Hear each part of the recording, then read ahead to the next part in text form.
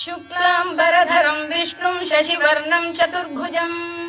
प्रसन्नवदनं ध्यायेत् सर्वविघ्नोपशान्तये। व्यासं वसिष्ठनप्तारं शक्तेः पौत्रमकल्मषम् पराशरात्मजं वन्दे शुकतातं तपोनिधिम्। व्यासाय विष्णुरूपाय व्यासरूपाय विष्णवे नमो वै ब्रह्मनिधये वासिष्ठाय नमो नमः। अविकाराय शुद्धाय नित्याय परमात्मने सदैकरूपरूपाय विष्णवे सर्वजिष्णवे यस्य स्मरणमात्रेण जन्म संसारबन्धनात् विमुच्यते नमस्तस्मै विष्णवे प्रभविष्णवे। ॐ नमो विष्णवे प्रभविष्णवे। श्रीवैशम्पायन उवाच श्रुत्वा धर्मानशेषेण पावनानि च सर्वशः युधिष्ठिरः शान्तनवं पुनरेवाभ्यभाषत। युधिष्ठिर उवाच किमेकं दैवतं लोके किं वाप्येकं परायणम् स्तुवन्तः कङ्कमर्चन्तः प्राप्नुयुर्मानवा शुभम्। को धर्मः सर्वधर्माणां भवतः परमो मतः किं जपन्मुच्यते जन्तुर्जन्म संसारबन्धनात्। श्रीभीष्म उवाच जगत्प्रभुं देवदेवमनन्तं पुरुषोत्तमम् स्तुवन्नाम सहस्रेण पुरुषः सततोत्थितः तमेव चार्चयन् नित्यं भक्त्या पुरुषमव्ययम् ध्यायन् स्तुवन् नमस्यं च यजमानस्तमेव च अनादिनिधनं विष्णुं सर्वलोकमहेश्वरम् लोकाध्यक्षं स्तुवन् नित्यं सर्वदुःखातिगो भवेत्। ब्रह्मण्यं सर्वधर्मज्ञं लोकानां कीर्तिवर्धनम् लोकनाथं महद्भूतं सर्वभूतभवोद्भवम् एष मे सर्वधर्माणां धर्मोऽधिकतमो मतः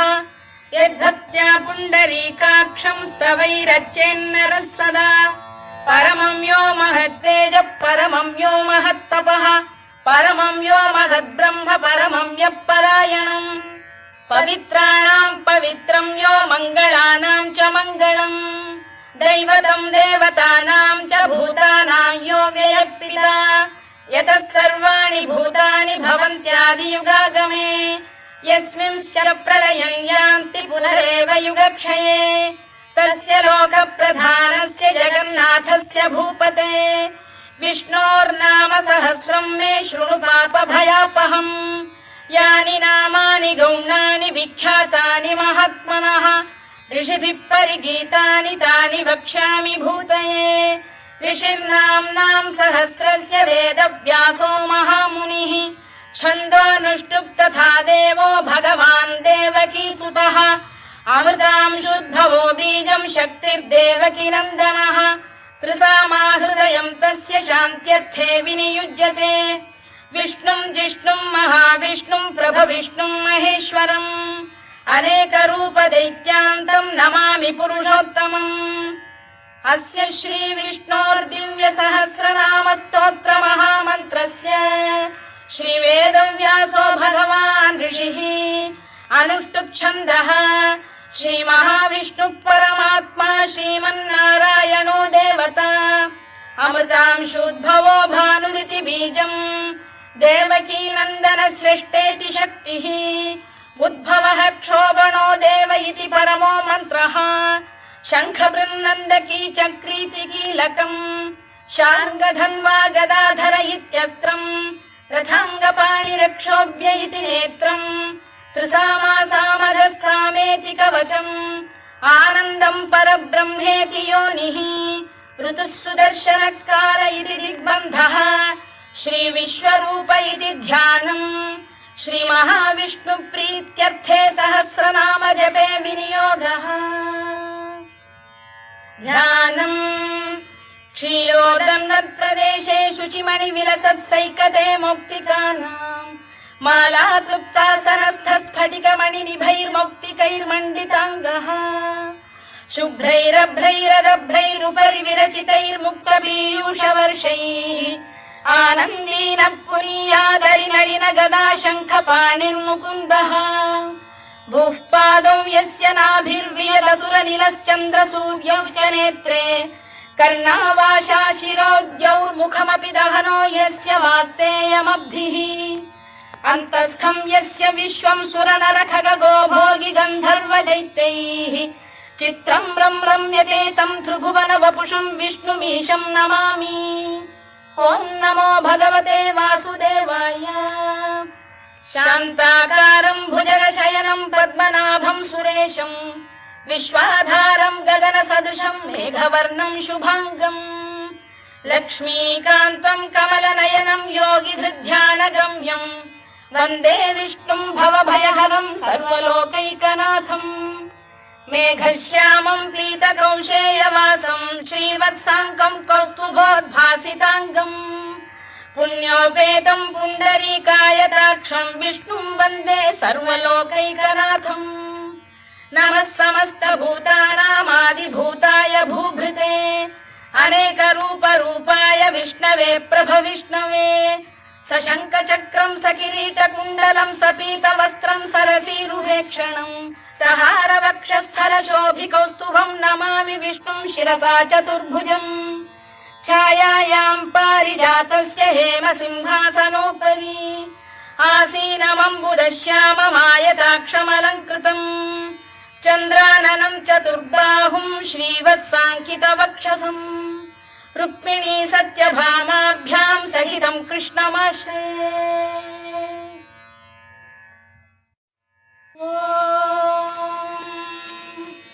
विश्वं विष्णुर्वशत्कारो भूतभव्य भवत्प्रभुः भूतभृद्भावो भूतात्मा भूतभावनः भूतात्मा परमात्मा च मुक्तानां परमागतिः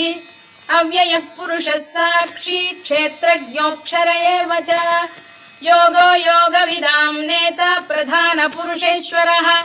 नारसिंहवपुः श्रीमान् केशवः पुरुषोत्तमः सर्वशर्व शिवस्थाणुर्भूतादिर्निधिरव्ययः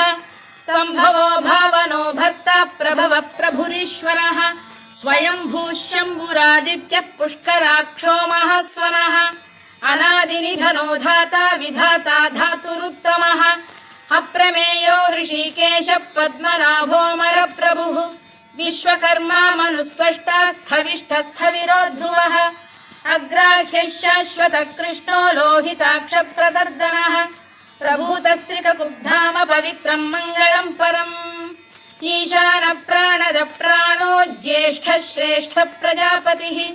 हिरण्यगर्भो भूगर्भो माधवो मधुसूदनः ईश्वरो विक्रमी धन्वी मेधावी विक्रमक्रमः अनुत्तमो दुराधर्षः कृतज्ञः कृतिरात्मवान् सुरेशः शरणं शर्म विश्वरेता प्रजाभवः अधः संवत्सरो व्याल प्रत्ययः सर्वदर्शनः अजः सर्वेश्वरः सिद्धः सिद्धिः सर्वादिरच्युतः वृषाकपिरमेयात्मा सर्वयोगविनिसृतः वसुर्वसुमनः सत्यः समात्मा संमितः समः अमोघः पुण्डरीकाक्षो वृषकर्मा वृषाकृतिः रुद्रो बहुशिरा बभ्रुर्विश्वयोनिश्रुतिश्रवाः अमृतः शाश्वतस्थाणुर्वरारोहो महातपाः सर्वगः सर्वविद्वानुर्विश्वक्सेनो जनार्दनः वेदो वेदविदव्यङ्गो वेदाङ्गो वेदवित्कविः लोकाध्यक्षः सुराध्यक्षो धर्माध्यक्षः कृताकृतः चतुरात्मा चतुर्व्यूहश्चतुर्दंष्टश्चतुर्भुजः भ्राजिष्णुर्भोजनं भोक्ता सहिष्णुर्जगदादिजः अनघो विजयो जेता विश्वयोनिः पुनर्वसुः उपेन्द्रो वामनः प्रांशुरमोघः शुचिरूर्जितः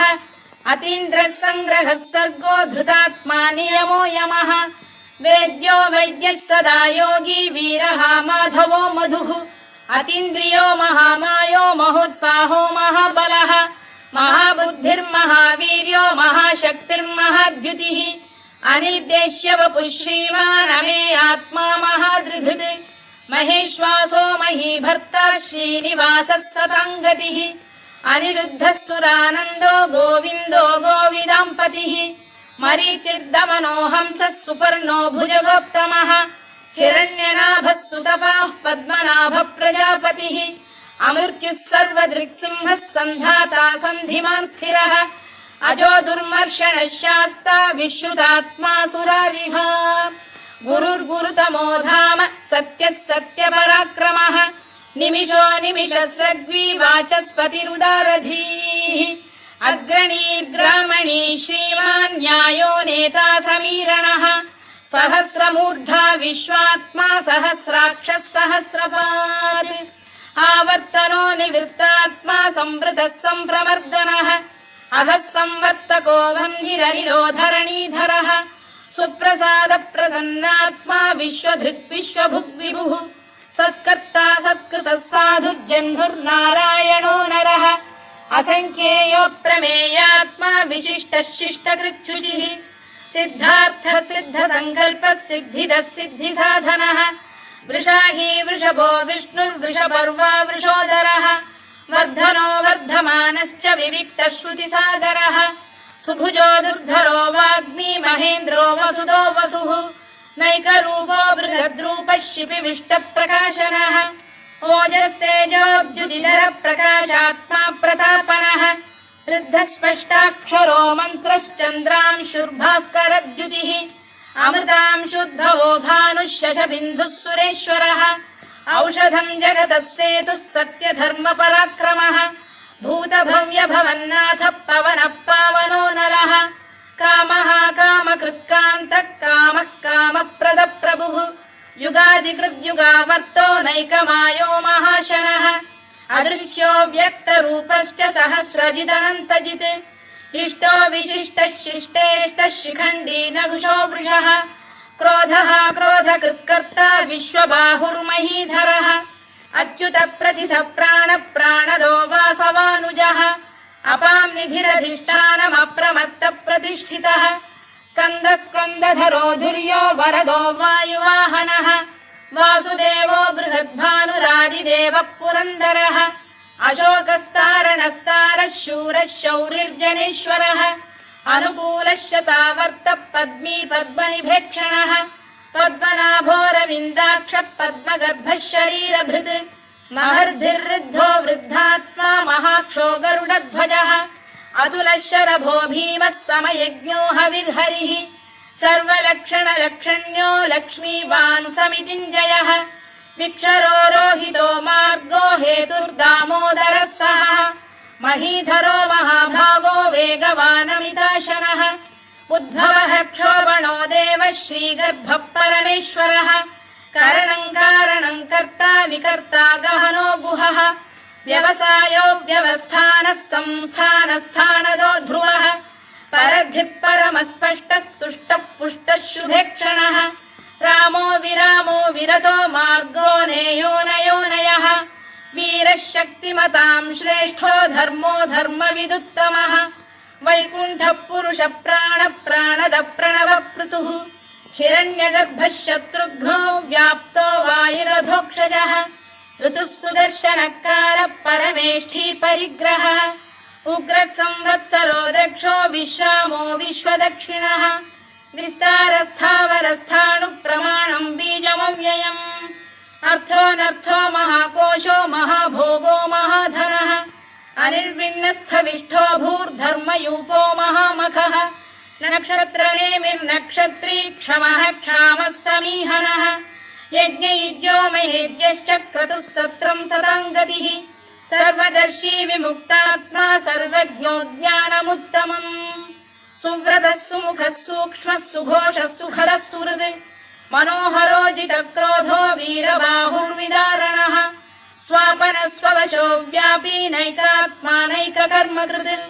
वत्सरो वत्सलो वत्सी रत्नगर्भोधनेश्वरः धर्मकृद्धर्मी सदसक्षरमक्षरम् अविज्ञाता सहस्रांशुर्विधाता कृतलक्षणः गभस्तिनेमिः सत्तस्तः सिंहो भूतमहेश्वरः आदिदेवो महादेवो देवेशो देवभृद्गुरुः उत्तरो गोपतिर्गोप्ता ज्ञानगम्यः पुरातनः शरीरभूतभृद्भोक्ता कपीन्द्रो भूरि दक्षिणः सोमपो मृतपः सोमः पुरुजित् पुरुषत्तमः विनयो जयः सत्यसन्धो दाशार्हः सात्वताम् पतिः जीवो विनयिता साक्षी मुकुन्दो मितविक्रमः अम्भोनिधिरनन्तात्मा महोदधिशयोऽन्तकः अजो महार्घः स्वाभाव्यो जितामित्रप्रमोदनः आनन्दो नन्दनो नन्दः सत्यधर्मात्रिविक्रमः महर्षि कपिलाचार्यः कृतज्ञो मेदिनीपतिः त्रिपदस्त्रिदशाध्यक्षो महाशृङ्गकृतान्तकृत् महावराहो गोविन्दः सुषेणः कनकाङ्गनी गुह्यो गभीरो गहनो गुप्तश्चक्रगदाधरः मेधास्वाङ्गो जितकृष्णो दृढः सङ्कर्षणोच्युतः वरुणो वारुणो वृक्षः पुष्कराक्षो महामनाः भगवान् भगहानन्दी वनमाली हलायुधः आदित्यो ज्योतिरादित्यः सहिष्णुर्गतिसप्तमः सुधन्वाखण्ड परशुर्दारुणो द्रविणप्रदः दिवस्पृक् सर्वदृग्व्यासो वाचस्पतिरयो निजः त्रिसामासामगः साम निर्वाणम् भेषजम् भिषज सन्न्यासकृच्छमः शान्तो निष्ठा शान्तिपरायणम् शुभाङ्गः शान्तिदः स्रष्टा कुमुदः कुवलेशयः गोहितो गोपतिर्गोप्ता वृषभाक्षो वृषप्रियः अनिवर्ती निवृत्तात्मा संक्षेप्ता क्षेमकृत् शिवः श्रीवत्सवक्षः श्रीवासः श्रीपतिः श्रीमताम्बरः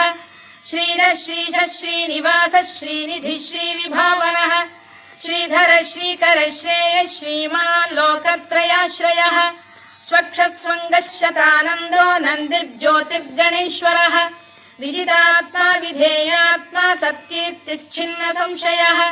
उदीर्णः सर्वतश्चक्षुरनीशः शाश्वतः स्थिरः भूषयो भूषणो भूतिर्विशोकः शोकनाशनः अर्चिष्मानर्चितः कुम्भो विशुद्धात्मा विशोधनः अनिरुद्धो प्रतिरथ प्रद्युम्नोमित विक्रमः कालनेमिनिः वीरः शौरिः शूरजनेश्वरः त्रिलोकात्मा त्रिलोकेशः केशवः केशिहा हरिः कामदेवः कामपालः कामी कान्तकृतागमः अनिर्देश्य वपुर्विष्णुर्वीरोऽनन्तो धनञ्जयः ब्रह्मण्यो ब्रह्मकृद्ब्रह्मा ब्रह्म ब्रह्मविवर्धनः ब्रह्मविब्राह्मणो ब्रह्मी ब्रह्मज्ञो ब्राह्मणप्रियः महाकमो महाकर्मा महातेजा महोरगः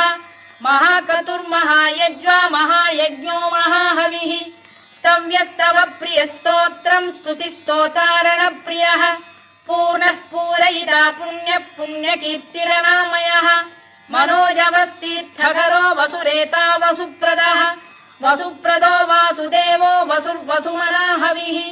सद्गतिः सत्कृतिः सत्ता सद्भूतिः सत्परायणः शूरसेनो यदुश्रेष्ठः सन्निवासः सुयामुनः भूतावासो वासुदेवः सर्वासु निलयो नलः दर्पः दर्पदो दृप्तो दुर्धरोऽथा पराजितः विश्वमूर्तिर्महामूर्तिर्दीप्तमूर्तिरमूर्तिमान् अनेकमूर्तिरव्यक्तः शतमूर्तिः शताननः एकोनैकः स वक्र किम् यत्तत्पदमनुत्तमम् लोकबन्धुर्लोकनाथो माधवो भक्तवत्सलः सुवर्णवर्णो हेमाङ्गो वराङ्गश्चन्दनाङ्गदी वीरः विषमः शून्यो घृता क्षीरचरश्चरः अमानी मानदो मान्यो लोकस्वामी त्रिलोकधृत् सुमेधा मेधजो धन्यः सत्यमेधाधराधरः तेजो वृषोद्युतिधरः सर्वशत्रुभृताम्बरः प्रग्रहो निग्रहो व्यग्रो नैकशृङ्गो गदाग्रजः चतुर्मूर्तिश्चतुर्बाहुश्चतुर्व्यूहश्चतुर्गतिः चतुरात्मा चतुर्भावश्चतुर्वेदविदेकपात् समावर्तो निवृत्तात्मा दुर्जयो दुरतिक्रमः दुर्लभो दुर्गमो दुर्गो दुरावासो दुरारिः शुभाङ्गो लोकसारङ्गः सुतन्तु स्तन्तु वर्धनः इन्द्रकर्मा महाकर्मा कृतकर्मा कृतागमः उद्भवः सुन्दरः सुन्दो रत्ननाभः सुलोचनः अर्को वाजसनः शृङ्गी जयन्तः सर्वविजयी सुवर्णबिन्दुरक्षोभ्यः सर्ववागीश्वरेश्वरः महाह्रदो महागर्तो महाभूतो महानिधिः कुमुदः कुन्दरः कुन्दः पर्जन्यः पावनोऽनिलः अमृताशोऽमृतवपुः सर्वज्ञः सर्वतोमुखः सुलभः सुव्रतः सिद्धः शत्रुजिच्छत्रुतापनः न्यग्रोधोदुम्बरोश्चतश्चाणूरान्ध्रैषूदनः सहस्रार्चिः सप्तजिह्वः सप्तैधा सप्तवाहनः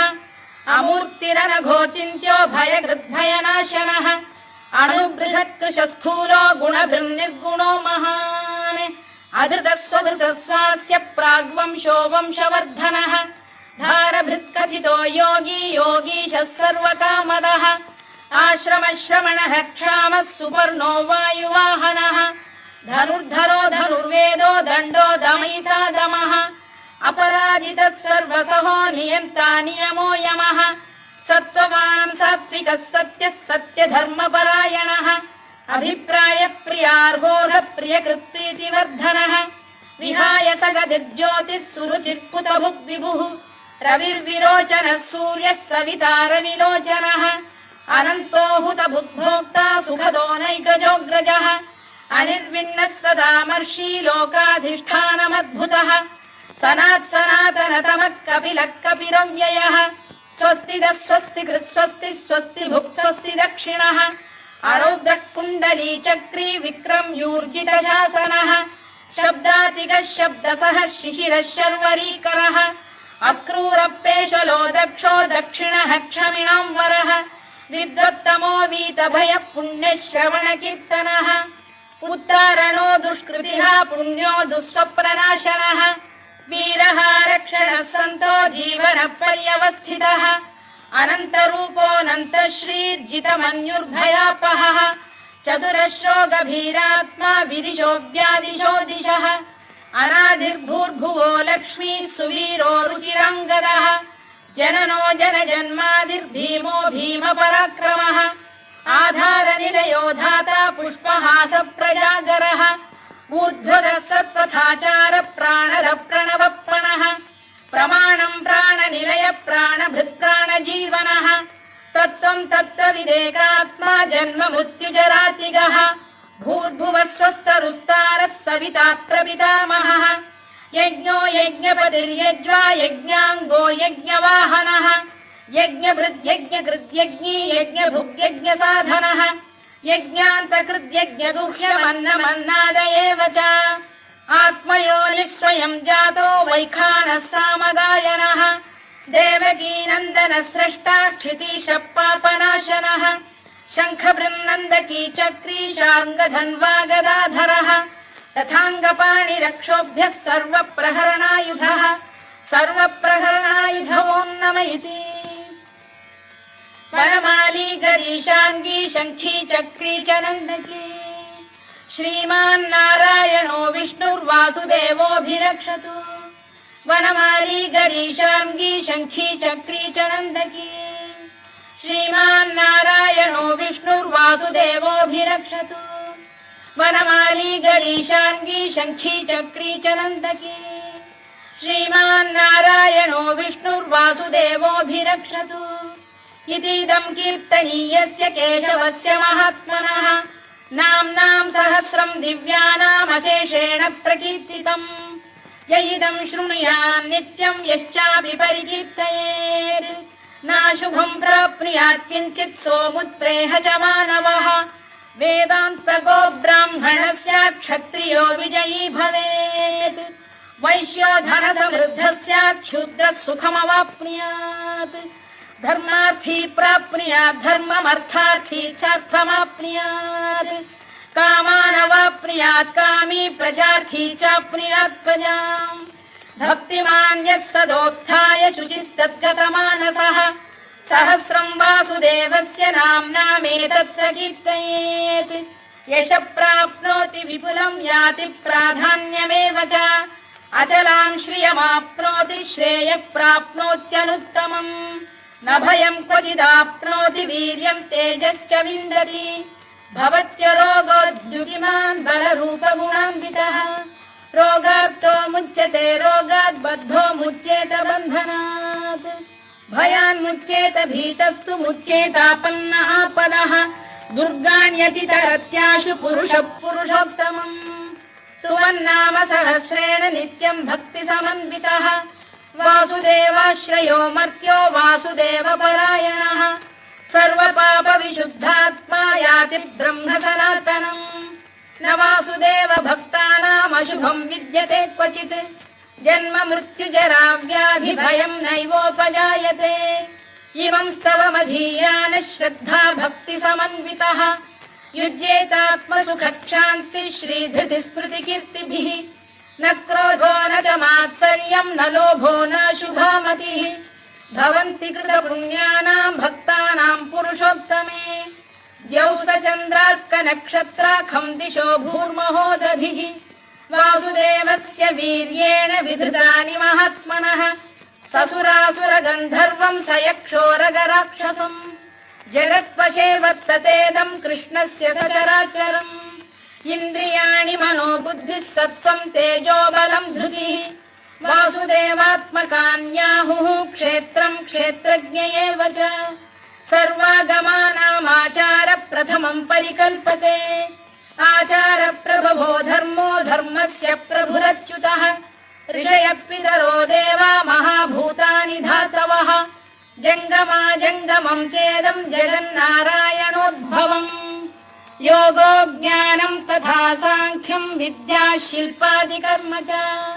वेदाः शास्त्राणि विज्ञानमेतत् सर्वम् जनार्दनात् एको विष्णुर्महद्भूतम् पृथग्भूतान्यनेकशः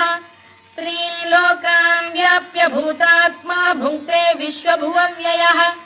इमं स्तवम् भगवतो विष्णोर्व्यासेन कीर्तितम् पठेद्य इच्छेत् पुरुषः श्रेयत् प्राप्तुम् सुखानि च विश्वेश्वरमजम् देवम् जगतः प्रभुमव्ययम् भजन्ति ये पुष्कराक्षम् न ते यान्ति पराभवम् न ते यान्ति पराभवम् ओन्नम इति अर्जुनोवाच पद्मपत्र विशालाक्ष पद्मनाभ सुरोत्तमा भक्तानामनुरक्तानाम् त्राता भव जनार्दन श्रीभगवानुवाच यो माम् नाम सहस्रेण स्तोतुमिच्छति पाण्डव सोऽहमेकेन श्लोकेन स्तुत एव न संशयः स्तुत एव न संशयोन्नम इति व्यास उवाच वासनाद्वासुदेवस्य वासितम् भुवनत्रयम् सर्वभूतनिवासोऽसि वासुदेव नमोऽस्तु ते वासुदेव नमोऽस्तु ते ॐ नम इति पार्वत्युवाच केनोपायेन लघुना विष्णोर्नाम सहस्रकम् पठ्यते पण्डितैर्नित्यम् श्रोतुमिच्छाम्यहम् प्रभो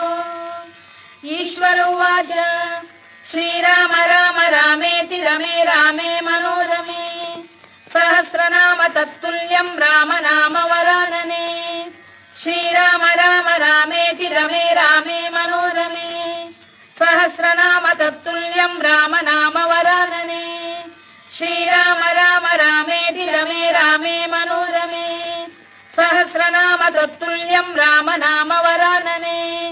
राम नाम वरानन ॐ नम इति ब्रह्मोवाच नमोऽस्त्वनन्ताय सहस्रमूर्तये सहस्रपादाक्षि शिरोरुबाहवे सहस्रनाम्ने पुरुषाय शाश्वते सहस्रकोटियुगधारिणे नमः सहस्रकोटियुगधारिणे नमः ॐ नम इति सञ्जय उवाच यत्र योगेश्वर कृष्णो यत्र पार्थो धनुर्धरः तत्र श्रीविजयो भूतिर्ध्रुवा नीतिर्मतिर्मम श्रीभगवानुवाच अनन्याश्चिन्तयन्तो मां ये जनाः पर्युपासते तेषाम् नित्याभियुक्तानां योगक्षेमम् वहाम्यहम् परित्राणाय साधूनां विनाशाय च दुष्कृताम् धर्म संस्थापनार्थाय सम्भवामि युगे युगे आर्ता विषण्णाः शिथिलाश्च भीता घोरेषु च व्याधिषु वर्तमानाः संकीर्त्य नारायण शब्दमात्रम् विमुक्त दुःखाः सुखिनो भवन्तु कायेन वाचा मनसेन्द्रियैर्वा बुद्ध्यात्मना वा प्रकृते स्वभावात् करोमि यद्यत् सकलम् परस्मै नारायणायेति समर्पयामि।